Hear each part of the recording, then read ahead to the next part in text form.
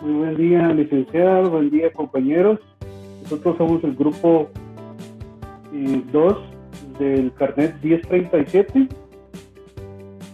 Vamos a presentar lo que es la NIA 320, 330 y la NIA 315. Vamos a iniciar con la NIA 320,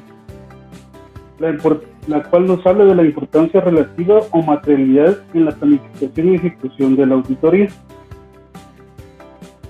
Bueno, antes que todo, pues vamos a definir qué es importancia relativa. La importancia relativa y la materialidad son cifras determinadas por el auditor al momento de realizar, de planificar y ejecutar la auditoría. Como objetivo es aplicar el concepto de la importancia relativa de manera adecuada en la planificación y ejecución de la auditoría que estemos realizando. El alcance de esta NIA es la responsabilidad que tiene el auditor sobre la planificación y ejecución para determinar la importancia relativa en la auditoría de los estados financieros. La importancia relativa también se refiere a incorrecciones materiales que influyen en las decisiones de los usuarios que puedan tomar en dado momento, ¿verdad?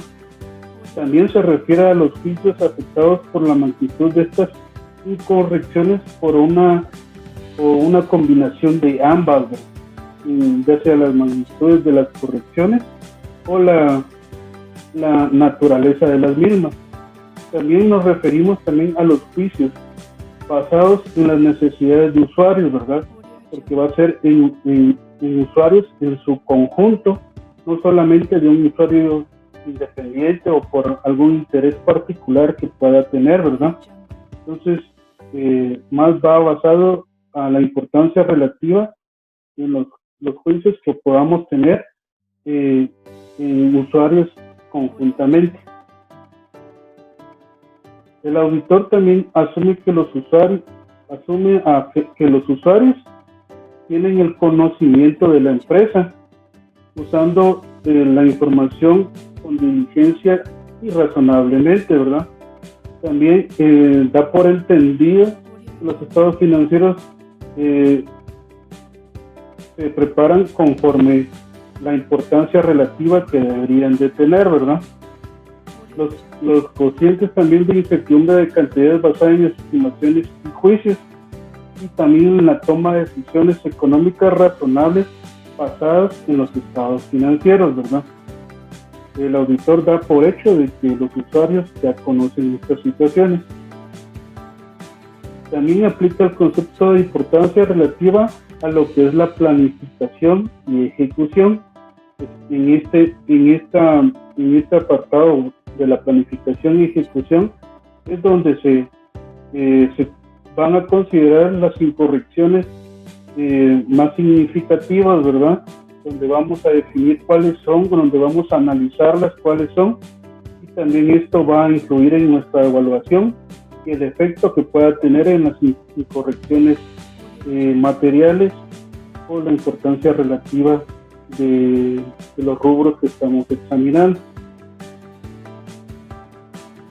También vamos a hablar sobre lo que son los juicios sobre la magnitud de las incorrecciones que se consideren materiales, que sirvan como base para la opinión y la suficiente evidencia adecuada para nuestra auditoría. En esto determinaremos procedimientos para valorar el riesgo, identificar y valorar riesgos de incorrección material, determinar procedimientos posteriores a la auditoría. Como requerimientos tenemos determinar la importancia relativa para los estados financieros y para la ejecución que podamos para la ejecución del trabajo al planificar la auditoría. También tenemos la revisión a medida que la auditoría va avanzando, ¿verdad?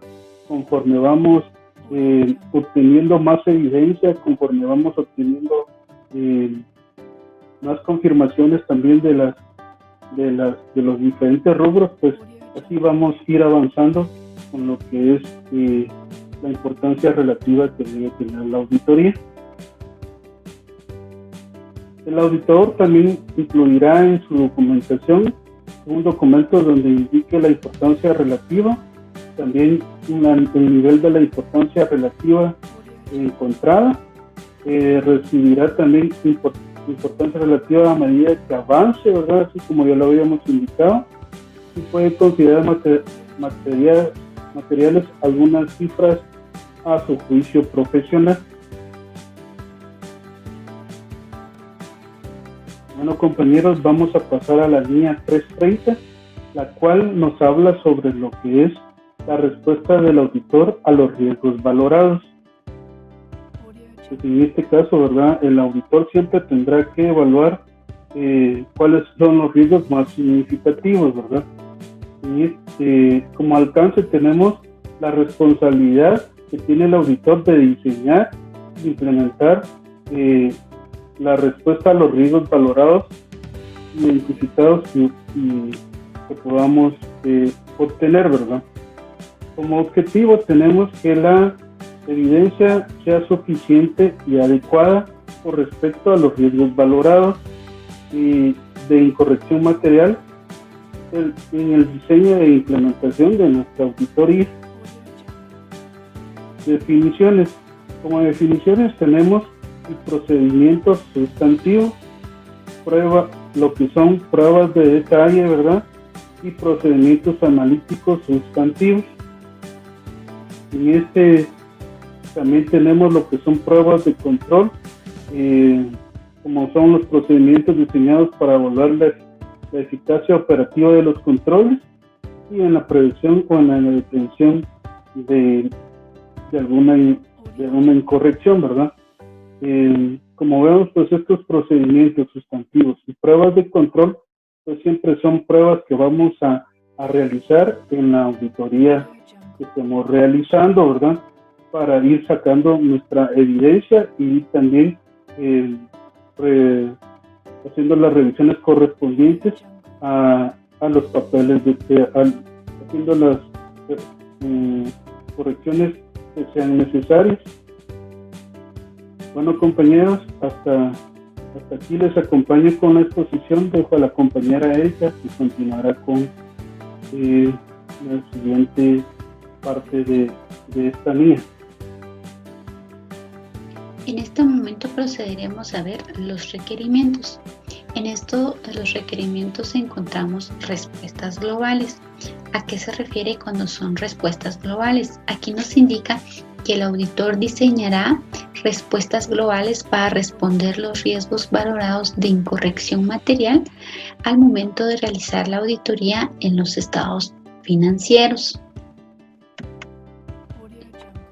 Otro requerimiento sería procedimientos de auditoría que responden a los riesgos valorados de incorrección material en las afirmaciones. En esto nosotros encontramos dos desgloses, las cuales tenemos pruebas de controles y tenemos procedimientos sustantivos. Procederemos a ver ahorita cuáles son las pruebas de controles. ¿Qué son estas pruebas de controles? Estas pruebas se realizan con el fin de obtener una evidencia suficiente y adecuada al momento de realizar la auditoría. ¿En dónde podremos aplicar estas pruebas? Nos indica que se realizará en la naturaleza y extensión de las pruebas de controles.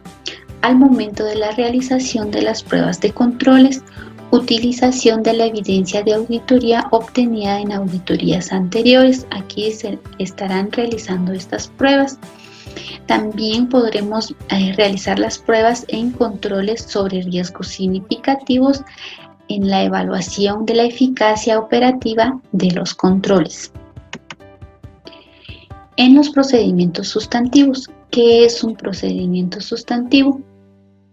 En los procedimientos sustantivos, estos se realizarán a cada tipo de transacción. Un ejemplo de estas transacciones pueden ser los saldos contables. Y estos procedimientos sustantivos estarán relacionados con el proceso del cierre de los estados financieros, al igual que los procedimientos se realizarán al momento que respondan a los riesgos significativos. Se aplicarán también al momento de la realización de las pruebas de controles, utilización de la evidencia de auditoría obtenida durante un periodo intermedio, la utilización de la evidencia de auditoría obtenida de auditorías anteriores.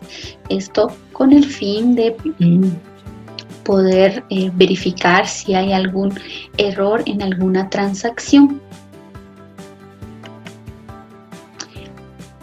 Otro de los requerimientos que encontramos es la adecuación de la presentación de la información revelada. Esto se aplicará para evaluar si la presentación global de los estados financieros es conforme al marco de información financiera aplicable. Otro requerimiento es la evaluación de la suficiencia y adecuación de la evidencia de auditoría. En este requerimiento el auditor evaluará antes de que termine la auditoría si la valoración de las afirmaciones siguen siendo adecuadas. Y por último tenemos la documentación. En esto se adjuntarán en la documentación las respuestas globales frente a los riesgos valorados de incorrección material que fueron detectados, la conexión de dichos procedimientos con los riesgos valorados en las afirmaciones y los resultados de los procedimientos de auditoría. ¿Cuáles fueron los resultados al momento de realizar todos estos procesos y procedimientos sustantivos y pruebas que fueron realizadas? Normas internacionales de auditoría 315. Identificación y valoración de los riesgos de incorrección material mediante el conocimiento de la entidad y de su entorno. En esto verificaremos cuál es el alcance de esta NIA. El alcance de esta NIA trata de la responsabilidad que tiene el auditor de identificar y valorar los riesgos de incorrección material mediante el conocimiento de la entidad y su entorno. ¿Cuál es el objetivo de esta NIA? El objetivo es identificar o evaluar los riesgos de incorrección material, esto debido a fraude o error, en el conocimiento de la entidad, al igual que el control interno. ¿Para qué? Esto es para proporcionarnos una base para el diseño de las respuestas al momento de encontrar algún riesgo. Los términos que se van a utilizar en esta NIA tenemos las afirmaciones, riesgo de negocio, control interno, procedimientos de valor de riesgo y el riesgo significativo. ¿Cuáles son los requerimientos de esta NIA? El primer requerimiento son procedimientos de valoración de riesgo de actividades relacionadas. Estos procedimientos se aplicarán con el fin de tener una base para valorar los riesgos de incorrección material. En esta valoración tendremos en cuenta la indagación ante la dirección, procedimientos analíticos y observación e inspección, el conocimiento requerido de la entidad y su entorno, incluido su control interno. El auditor tomará en cuenta los factores sectoriales, externos, la naturaleza de la entidad, como sus operaciones y su estructura, al igual que la entidad, su entorno, la naturaleza y la extensión, conocimiento de los controles relevantes, porque en esto tal vez la empresa tenga dividido sus controles, ¿verdad? No solo sea un control, sino que haya controles que sí sean de mayor importancia. Componentes del control interno, el entorno del control, el proceso de valoración de riesgo para la entidad, actividades de controles relevantes para la auditoría. Tenemos también la identificación y valoración de los riesgos de incorrección material.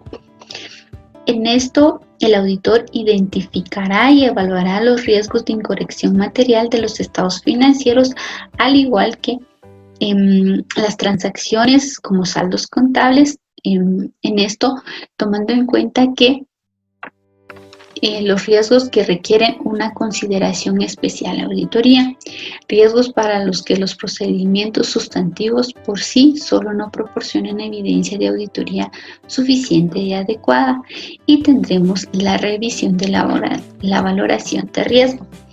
Y por último tenemos la documentación. El auditor incluirá la documentación,